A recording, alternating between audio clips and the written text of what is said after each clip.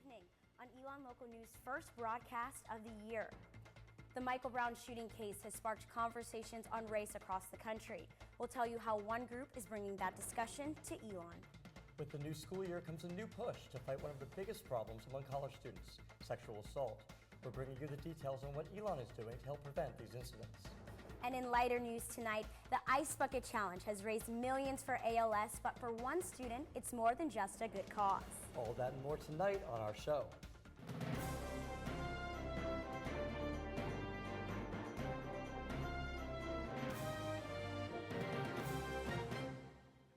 Good evening, Elon, and welcome to the first Elon Local News show of the year. I'm Jasmine Turner. And I'm Gary Grumbach. Elon Local News will be live every Monday from Studio A at 6 p.m.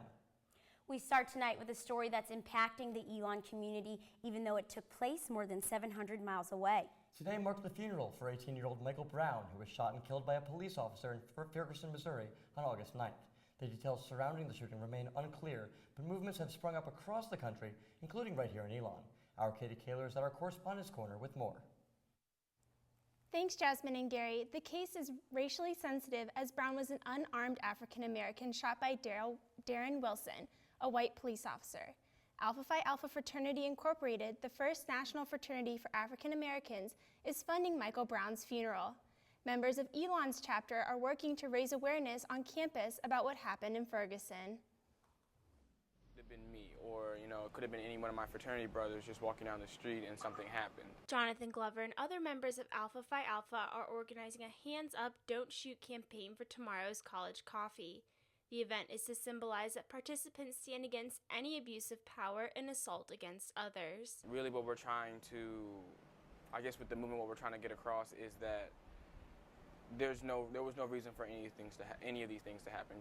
Another student who wishes to remain anonymous thinks this might be too much, too soon. The Don't Shoot campaign, to me, seems a little premature, and it seems sort of just like politicized in that we really don't know. Glover says the movement goes beyond just this one case. We need to organize the Don't Shoot picture to show that not so much just Michael Brown, but that we're against any kind of social injustice, regardless of your race or anything like that. At the end of the day, he hopes that the campaign on Elon's campus will go beyond just this one event. While the Don't Shoot picture is a big thing, we want to continue that into more than just a picture, but actually Elon taking a stance against the injustice that happened in Missouri.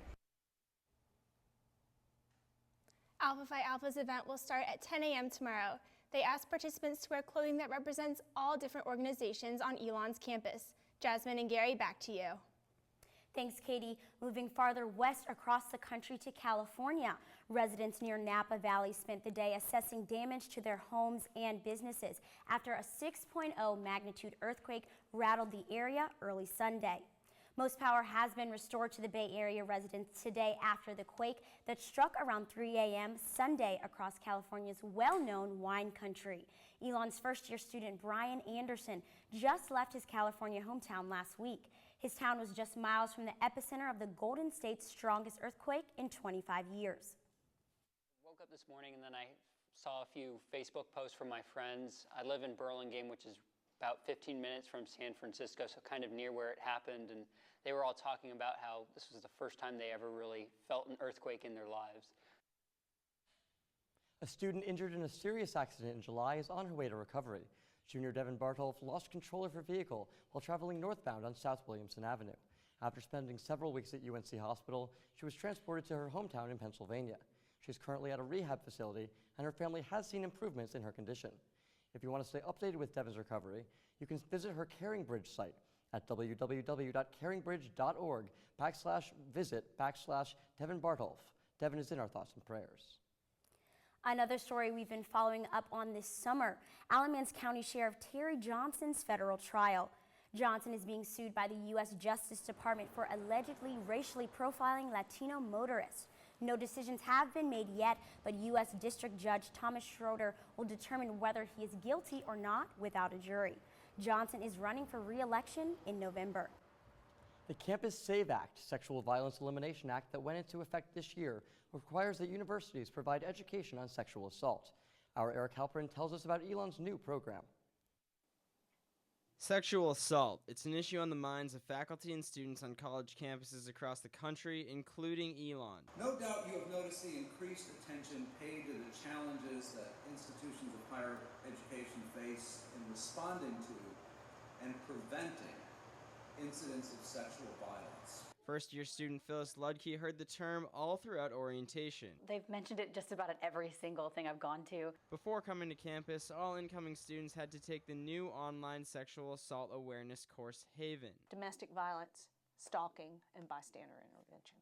And Haven covers everything. Dean Jana Lynn Patterson thinks Haven offers more resources to students on top of what they learn at orientation events. We wanted a program that we would be able to demonstrate that people were there and that they took it. New Elon parents and students seem to appreciate the added education. It's obviously a problem that's been swept under the rug a little bit in universities in the past, and so I think bringing awareness is great. I think the comfort, the security that I got from it was well worth that hour and a half or 2 hours that I sat down and put into it. The university is trying to bring that comfort to everyone. I may not be a new student here at Elon, but that doesn't mean I can't log into Haven. We're going to make it available to any student who wants to take it. And by doing that, Dean Patterson hopes to create a better understanding on the issue that affects 1 in 5 women while they're in college, according to the White House. My biggest hope is that we come together as a community and really begin to have these discussions so that we are not perpetrating a rape culture or sexual assault culture. Eric Halperin, Elon Local News. As of Saturday, Dean Patterson told us there were only 10 new students who had yet to take the Haven class. Sophomores and upperclassmen, your Pheonix card is about to get an upgrade. And yes, you can get your picture retaken. The university is moving to non-swipe cards, which the first-year students have already received. Instead of swiping into buildings, you will be able to tap a device that will unlock doors. According to Chris Fulkerson, Assistant Vice President for Administrative Services, the new system is more secure and efficient. All cards will still have swipe access as the university upgrades to the new system. Fulkerson says replacing card readers will take around 3 years and each device costs at least $150. Emails will soon be sent to students and staff notifying them when to come to Mosley to update their cards. And as for those pictures from freshman year, if you want to upgrade your photo, a new picture costs $10. And Pheonix cards weren't the only ones to get a facelift this summer. We're sure you've at least walked by to marvel at the new global neighborhood. You may have seen University Communications' viral photo this summer of the sunrise over the new global neighborhood. The photo was retweeted more than 180 times and received more than 230 favorites. Construction finished up this summer on the global neighborhood, and returning students might not have had the chance to see inside. Now completed, it has more to offer than just a good morning view. Our Ashley Boley has more. Living up to its name, the global neighborhood emphasizes an international learning environment. It creates these very different, very rich interdisciplinary conversations just organically. Most residents are underclassmen, so they can get involved in meeting international students the second they are on campus and stay involved in the university's push for stronger multicultural engagement. It's just great to meet all of them and to find out their experiences and their culture and have them teach me things and have me teach them things, so it's a give and take. Within Global Commons, different education departments from all over campus have at least one faculty representative located on the second floor. Director of Elon's core curriculum, Jeffrey Coker, calls this setup an interdisciplinary incubator. So it's great to be right here in the middle of a residential neighborhood, so we're completely surrounded by first-year students. So it should create the opportunity for a lot of professor-student interaction. But Global isn't just for younger students. The Commons building is now home to Project Pericles for the Periclean Scholars and the Isabella Cannon Global Education Center for international students and study abroad. Well, we like to think that the Global Commons will be a focal point for global thinking, global activity on campus. That was our Ashley Boley reporting. Now, those are just some of the academic advantages Global has to offer. Also coming to Global, Argo Tea will open in September, which will be a nice treat for students studying in the Great Hall. Moving to the other side of campus, downtown Elon is getting a new resident, the Oak House. Our Brandon Joyner is outside to tell us more. That's right. Over the summer, we gave you a behind-the-scenes look at the actual restaurant, but now it's time to look at the man behind in the community. Phil Smith has been a big supporter of Elon ever since he stepped foot under the Oaks. The easy answer and the straightforward answer is I love this place. He loves it so much, he's worked all over campus. From the Truett Center to the Study USA office, you've probably seen Smith's friendly face before. Emphasizing to students to pursue their dreams and to take their passions and their interests and their experiences to help lead and guide the things they actually do with their lives led me around to trying to do that for myself. What really pushed Smith to pursue his dreams of opening a restaurant was working with the Life Entrepreneurial Program, which he says helped him reach his full potential.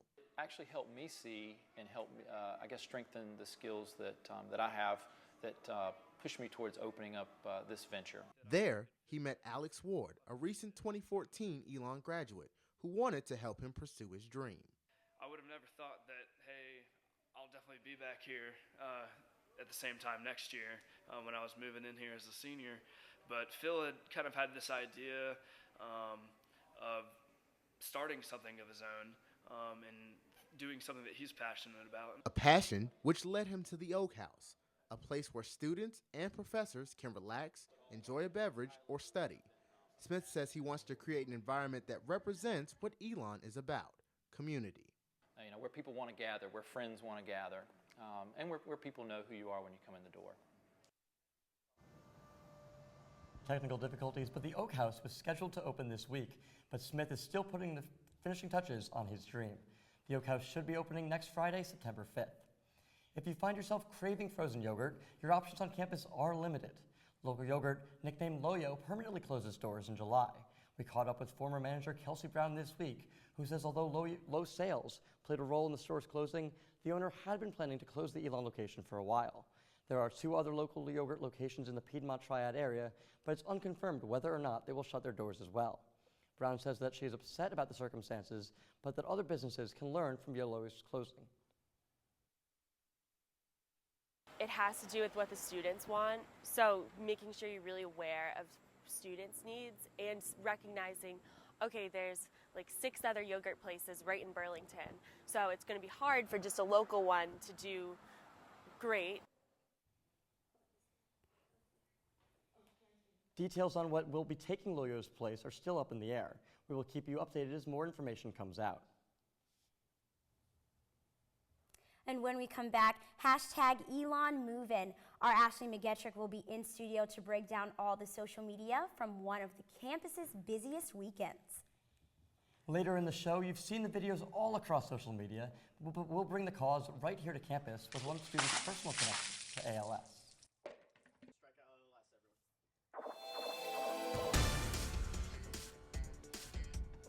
Even if you weren't here to witness the first-year frenzy this weekend, it was hard to miss the conversation online. Our Ashley McGettrick is at the Correspondents' Corner to give us a look at Elon's social media action from the arrival of the class of 2018. Thanks, guys. Well, they came, they saw, and they certainly tweeted. #ElonMoveIn was blowing up this weekend. You name it, they posted it. Twitter pushed out 762 #ElonMoveIn tweets, reaching more than 31,000 users. And it even got an impact score of 1.5 million. And for those of you who aren't as tech savvy, an impact score is the number of times someone could have potentially seen the tweet.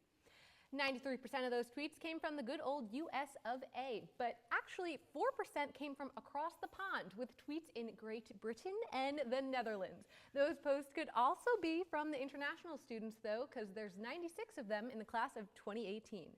They're here representing more than 20 countries. Now the Twitter sphere had a solid 60 to 40 female to male ratio, which is almost exactly like the class's ratio of 61% to 39% male. Most retweeted award goes to the university's account with this classic Leo Lambert quote from Convocation, which raked in 28 retweets. But the most favorited tweet, I really love this one, goes to #Elon, who said, "Overheard during #ElonMoveIn. I need to buy a lanyard. #No you don't." With 51 favorites, and right now I'm gonna go ahead and make it 52. Elon Local News also got some major social clout this weekend, ranked as the second most influential Twitter account. And now let's move on to my favorite social media platform, Instagram. At Elon University pulled out a win once again with the most liked picture, but rightfully so, since it was this snapshot of Dr. Danley welcoming students to, where else, the Danley Center. Charmander711, aka first-year student Charlotte Heinrichs, came in second with a very impressive 200 double taps. And here are some more notably liked Insta posts from first-year students. Now, not only do they have great Instagrams, but they have a pretty impressive resume as well. They're coming in with an average SAT score of 1834 and an average ACT of 27. They certainly are the cream of the 10,441 applicant crop. Convocation welcomed about 1,500 students, which is pretty impressive considering the first Elon enrollment was just 76 students in 1890. That's all the maroon and gold buzz for now, and make sure you follow Elon Local News on Twitter, Facebook, and Instagram to keep up with the campus conversation. Thanks, Ashley. Next on our show, our Justin Beagle will be live in the newsroom with an Elon connection to ALS.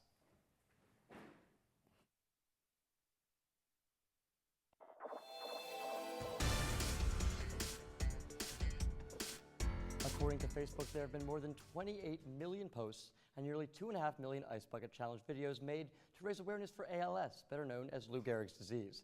Our Justin Beagle is live in the newsroom with more.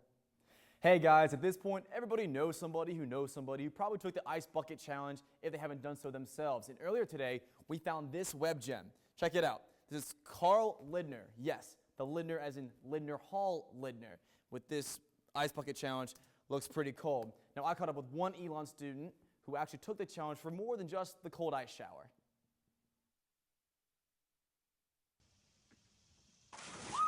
The ALS Ice Bucket Challenge took the internet by storm this summer, as friends and family nominated one another to raise awareness for the neurodegenerative disease. Junior Carrie Hartsfield's aunt, Joan Gluck, was diagnosed with ALS in 2003, and Hartsfield still remembers the struggles her aunt faced every day. It got to the point before she was diagnosed. We apologize for the technical difficulties, but I did in fact challenge President Lambert, Dr. Smith-Jackson, and Dr. Stephen House. You can see the full package online on elonlocalnews.com. Gary and Jasmine, back to you. Keeping up with the social media trends, we're following up on Elon's own Powell Mansfield. Last year, as you might remember, we knew him as a YouTuber, and now we're checking back in on Mansfield to see how he's transitioning from the screen to the stage. As a vlogger since the age of 14, Mansfield claims it is his life motto to never be embarrassed. I really think it's worth the uncomfortableness, and I really try and make that my philosophy because I don't like to let other people influence how I act. With this mentality, he has been able to use the free social media platform to promote himself as a comedian. Mansfield has done stand-up shows in LA and Atlanta. It's given me a great foundation to kind of springboard off and go out into the world and show them that Powell's here and he's had something to offer that I think is really cool. Starting online gave Mansfield the skills he needed for a comedy career. Being a YouTuber has given me a lot of confidence, and it's helped me find my voice as an entertainer. But trying to make people laugh comes with its setbacks, especially when anyone can post their thoughts on the internet. The negative comments keep me on my toes and they keep me challenged. They don't really affect me like they used to. I actually just posted a Vine yesterday that got some bad comments, and you really just have to go with it. I think that if you're getting negative comments, it means you are standing out. And he must be doing something right. Since the performer last spoke with Elon Local News, he has gained 200 additional subscribers. After Elon, I'm just going to continue entertaining and trying to make people laugh. And my thing is I really don't want to lose the sense of confidence that I've gained here at Elon. Ashlyn Vogelsang, Elon Local News. We apologize for the technical difficulties, but we'll have a chance to see the comedian in action right here on our campus. The stand-up show is on August 29th at 8 p.m. in Irazu and will be the first sub-live event of the year. I'm Jacob LaPlante. Coming up after the break, I'll have your weekly sports update. Stick with us.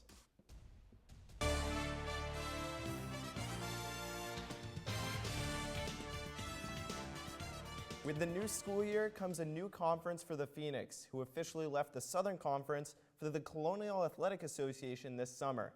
Our Andrew Feather took a look at how the switch gives a new meaning to the phrase home game for many student athletes. When President Leo Lambert announced Elon's move to the CAA in May of 2013, he said a major reason the university swapped conferences was to increase Elon's name recognition. You know, what's the best thing for the institution as a whole? What's the best thing for name exposure for Elon and continued growth in institutional reputation?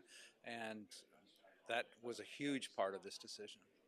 Many Elon students call the CAA footprint home. The region houses a large percentage of Elon's student body and more than 53% of student athletes. This means players will compete in more games their friends and family back home can attend. It's just comforting, like it builds like confidence on the field, like it makes you play better. The move also gives coaches the ability to better attract talent from the Mid-Atlantic and Northeast regions because athletes in the area will be exposed to Pheonix teams more often. We're getting to play in markets that we didn't play in before, so people will get some exposure and get to watch us play and see what we're capable of. Elon's beautiful campus played a role in the move. Its location is an easy recruiting pitch for potential players from the northern CAA states. Being able to play in front of friends and family, go to a school in the south and play in warmer weather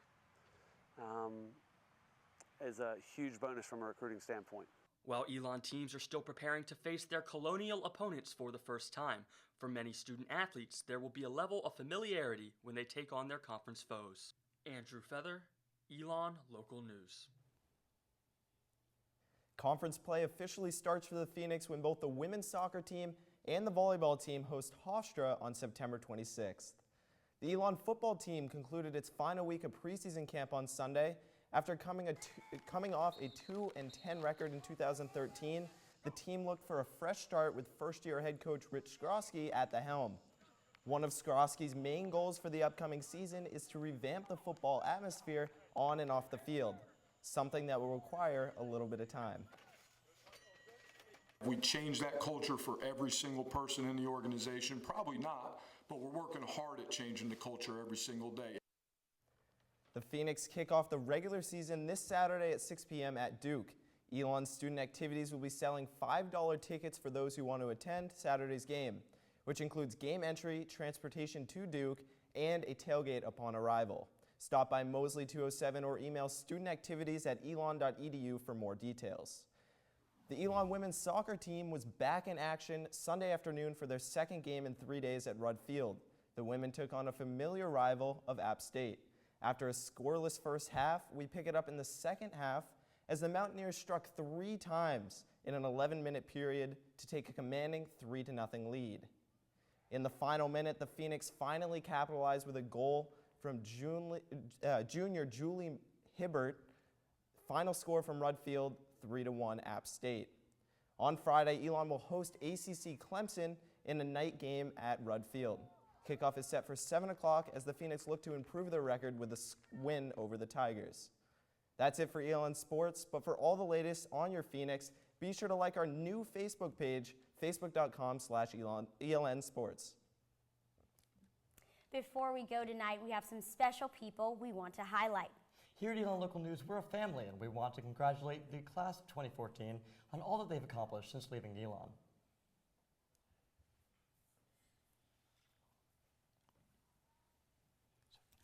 You may be wondering, where are they now? From Charlotte to Colorado Springs to Myrtle Beach, our recent grads are now working all over the country. From anchoring to reporting to producing, our friends have been very busy since departing Elon in May. On camera or off, these alumni have made all of us here at ELN very proud, and we can't wait to welcome them back into the newsroom for homecoming. So tonight at Rhodes Stadium, it's not going to be a football game going on tonight, but there is a hypnotist. Tom DeLuca is back with his annual hypnotist show that he does every year for the freshmen. One of the favorites for everyone to see. People get up there, act a little crazy. You might see some of your friends out of their element, something I don't think I could ever do. But our Sarah Russell will be getting hypnotized tonight, so be on the lookout next week for that package. It should be interesting. That package is going to be online. It's going to be great. And we're so proud of our staff, and that's it for our first broadcast of the year. Justin Beagle and Meredith Stutz will make their anchoring debut 1 week from tonight when ELN returns. Until then, you can follow us on Facebook and like us on Twitter. From all of us at Elon Local News, have a good night, Elon.